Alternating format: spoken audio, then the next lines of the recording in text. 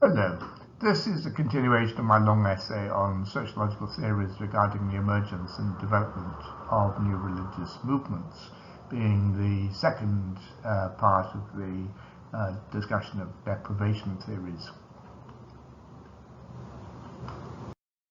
So this is within the section on psychological theories, and I'll remind you from the previous video that the concept of relative deprivation refers to the common sense notion that people feel deprived of some desired state or object in terms of comparison, either with the real or imagined conditions of other people, or with the conditions which they themselves have previously enjoyed or currently aspire to. Although relative deprivation theory has attracted a lot of attention, we have to ask how useful it actually is. The problem for the social scientist is that whilst the sense of relative deprivation may be real and have an actual impact on human life, the task of actually identifying felt deprivations as causal factors for particular patterns of behavior is surrounded by considerable difficulties. I'll identify four: the devising of an adequate measure of relative deprivation, the problem of being an ex post ante study, the potentially all-inclusive nature of relative deprivation, and the problem of identifying socially significant reference groups. So, first of all, measurement.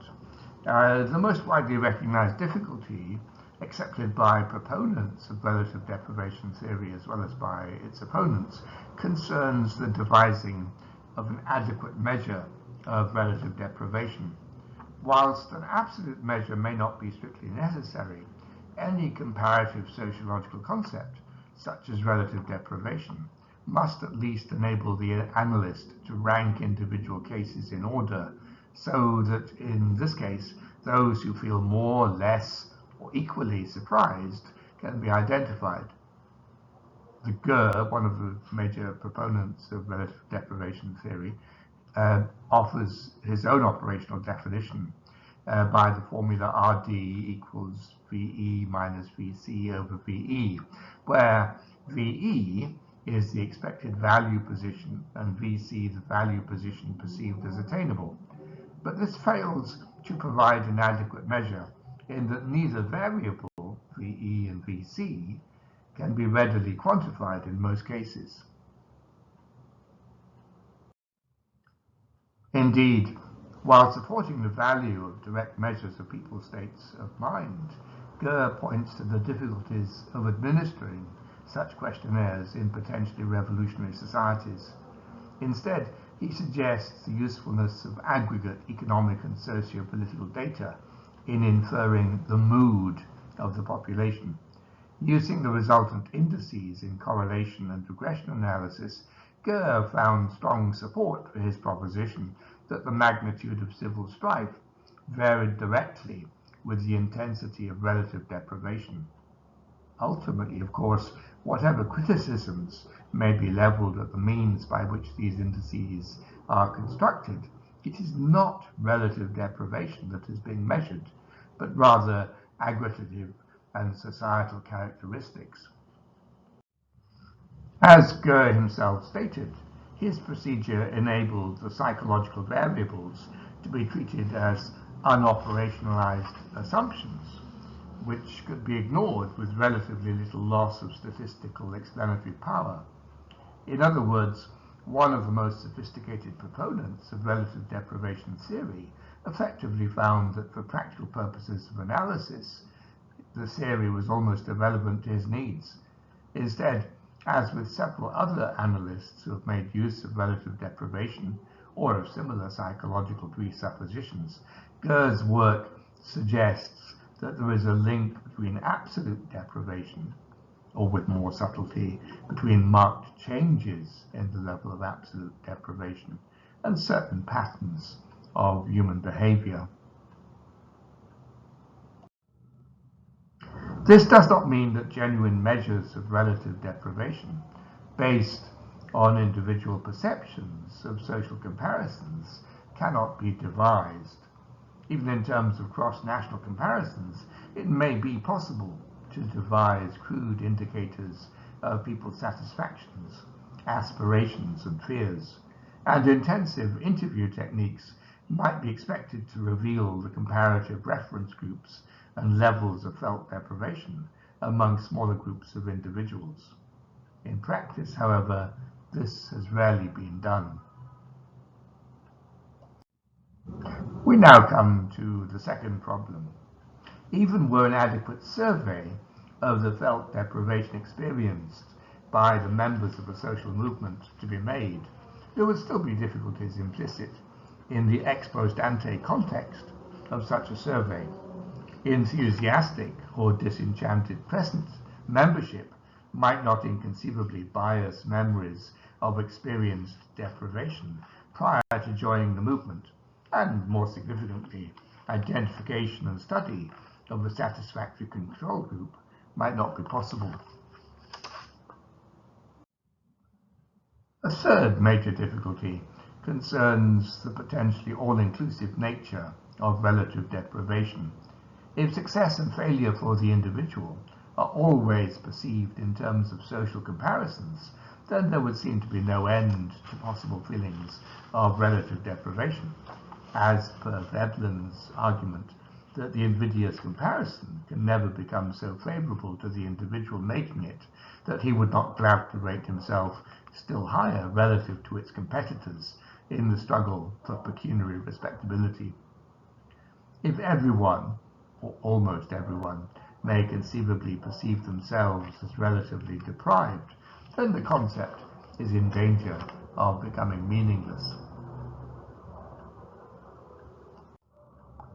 Even if the concept is limited to those suffering from some undefined severe level of relative deprivation, it's not at all clear how those who are actually motivated by relative deprivation are to be distinguished from those who are not, nor how severe the level of relative deprivation, if any, is necessary before it acts as a major source of motivation, nor, given the potentially indiscriminate nature of this concept, how it is possible to avoid the tautologist's discovery that all members of social movements are suffering from relative deprivation, and then to infer that this is therefore the cause of their membership.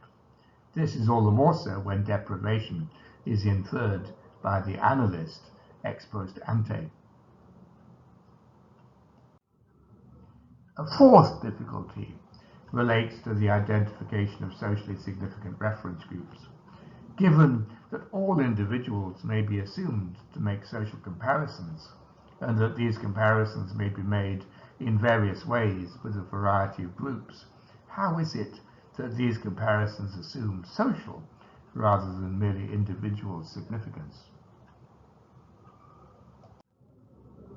One of the few effective attempts to tackle this problem is provided by John Urry's distinction between conventional and structural comparisons, made on the basis of Schutz's conception of an everyday world of common sense reality as contrasted with a world in which the actors taken for granted assumptions have been upset. Urry argued that in the taken for granted world, the actor interpreted and evaluated his own position by means of conventional comparisons with those within his own social network. When his underlying assumptions about the world had been upset, however, the actor was forced to make structural comparisons in terms of his location within the wider social structure. Whilst comparisons within the social network were based on the propinquity of the reference, that is, with all those other actors with whom the individual believes regular interaction occurs, comparisons in terms of the wider social structure were made on the basis of perceived similarity. Normally, such perceived similarity would be related directly to the socially structured rankings of economic, political, and cultural power at either the societal or sub-societal level. Perceptions of structural similarity having been made, them and us comparisons generally materialized. Living in an environing social structure which remained largely unquestioned during the course of their everyday lives, individuals were shaken into a fuller, but not necessarily more accurate consciousness of the structure. This consciousness, in turn, providing the basis for feelings of relative deprivation, and beyond that, for the development of dissent and revolution. If Urry's hypothesis is correct, the problem then becomes one of correctly identifying social structural location. From the foregoing, it would seem that it is simply not possible to utilize the concept of relative deprivation as an effective explanation for social movement membership.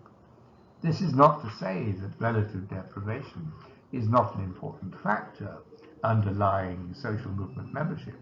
It may well be so, but merely to indicate that as yet no effective means has been devised to prove such a relationship. This does not mean that the concept has to be altogether abandoned. As John Wilson has argued, the concept can provide an appropriate and useful guide to in-depth interviewing, and we might add more generally to any form of social scientific research concerned with examining individuals' actual social perceptions. Even at the macro level, the concept could have value. Analogously to Darwin's theory of evolution by natural selection, the theory of relative deprivation provides what is essentially a would-be convincing narrative rather than a testable proposition.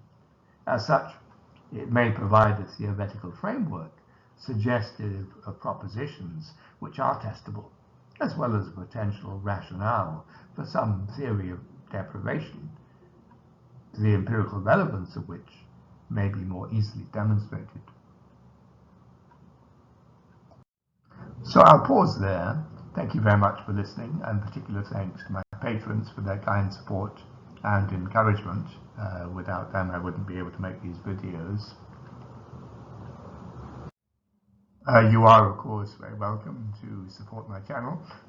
Do like, comment and share on the videos if you will. Subscribe if you want to be notified of future videos. I'll give Patreon and PayPal links, or for the moment at least PayPal links, below in case you want to give practical support.